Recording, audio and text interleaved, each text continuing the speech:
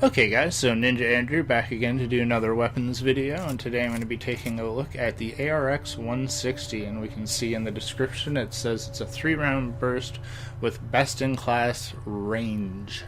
And let's pay attention to that statement, because I've done, significant weapons testing on all of these guns, just to try them out for my own purposes, to figure out what I want to use and what I like in this game. Just, you check them all out. And let's take it out to the firing range. So I'll start it off again by taking a look at the sight profile, which I would classify this as another very good sight pattern.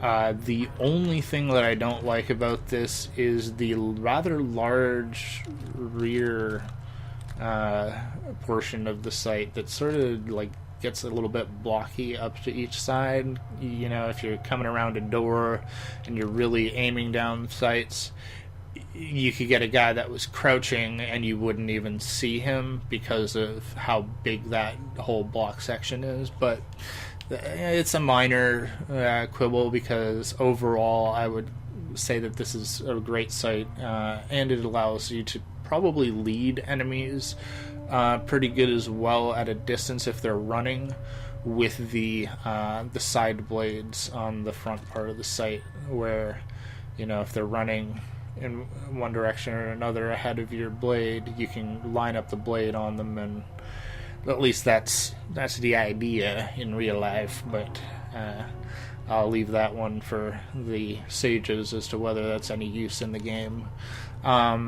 And once again, we can see here that the firing pattern will be closer if I'm not moving, as to, more spread out if I am. So once again, my firing pattern is probably going to be better bursting for those first few shots, as well as its burst fire anyways. So even if I take it up to full, let's see what that looks like when I'm moving around. Okay, so if I'm moving around, it's going to be as wild as pretty much all the other assault rifles and guns that have that type of spread feature to them. So just to take that into consideration, you're probably going to get better aim by stopping, at least for hip fire, and if not as well for aiming down sights. So just to keep that in consideration, and let's take it into the range. So this gun in my testing has kind of been a bit of a wild card. It had slightly better performance initially, but I feel like that there was maybe a secret nerf that was put on this gun, but I guess that's just my own speculation. I just felt like it had slightly better performance initially, and now I'm not such a fan of it. So I'll just go over here again. 3-shot burst at the chest doesn't kill. Multiple 3-shot bursts don't kill. Let's do 3-shot burst at the head. Not bad that you can get a 3-shot burst kill at about this range with a headshot, but I can warn you, it's not 100% accurate.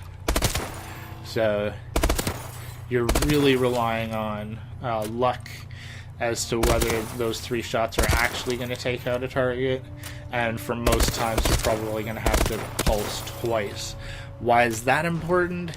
There are a lot of other guns in this game that can kill you in one pulse of the gun, so yeah, I don't really like this gun because it's, making you do extra work to begin with. Let's try aiming down sights now. So 3-shot chest shot is not going to kill them. Let's try 3-shot headshot. 3-shot headshot will kill them. So that's not terrible. I would say that if you were going to use this weapon, you would want to be like the headshot machine. If all you do all day long is aim for the head and get headshots, then this may be the gun for you, because it's going to get that 3-shot headshot pretty darn quick.